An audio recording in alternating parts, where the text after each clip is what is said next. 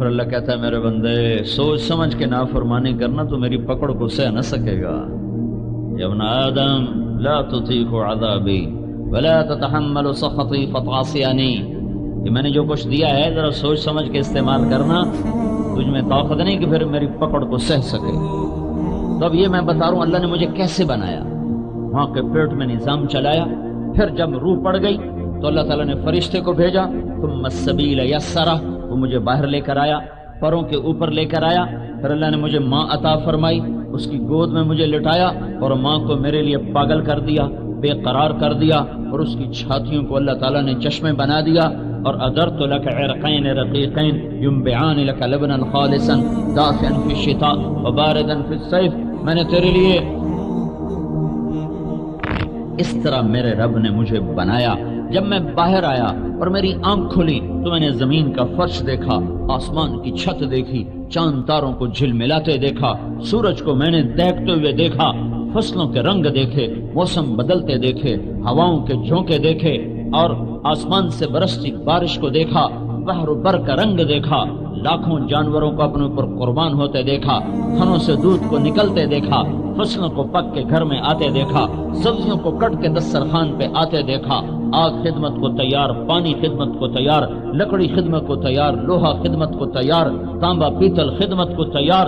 زمین آسمان کی ایک ایک چیز کو میں نے اپنی خدمت پہ تیار پایا. تو میرا لاشعور بولا یہ تو سارے میری خدمت کر رہے ہیں، میں کس کے لیے آیا ہوں؟ میرے آنے کا کیا مقصد ہے؟ مجھے کس نے پیدا کیا ہے؟ مجھے کیوں پیدا کیا ہے؟ یہ جواب انسان نہیں حاصل کر سکتا تھا.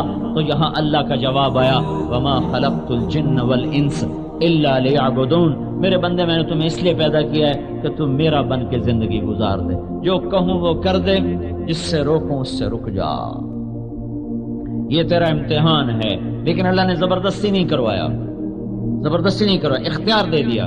یہ سچائی کا راستہ ہے، یہ جھوٹ کا راستہ ہے، یہ حق ہے، یہ باطل ہے، یہ ایمان ہے، یہ کفر ہے، یہ نکاح ہے، یہ زنا ہے، یہ پانی ہے، یہ شراب ہے، یہ دیانت ہے، یہ دھوکہ ہے، یہ سچا ہے، یہ کھوٹ ہے، یہ عادل ہے، یہ ظالم ہے، یہ پاک دامن ہے، یہ داغدار ہے، یہ عدل ہے، یہ ظلم و ستم ہے، یہ نماز ہے، یہ بے نمازی ہے، یہ روزہ ہے، یہ بے روز ہے، یہ زکوٰۃ ہے، یہ زکوٰۃ کا منکر ہے، یہ حج ہے، یہ حج کا انکاری ہے.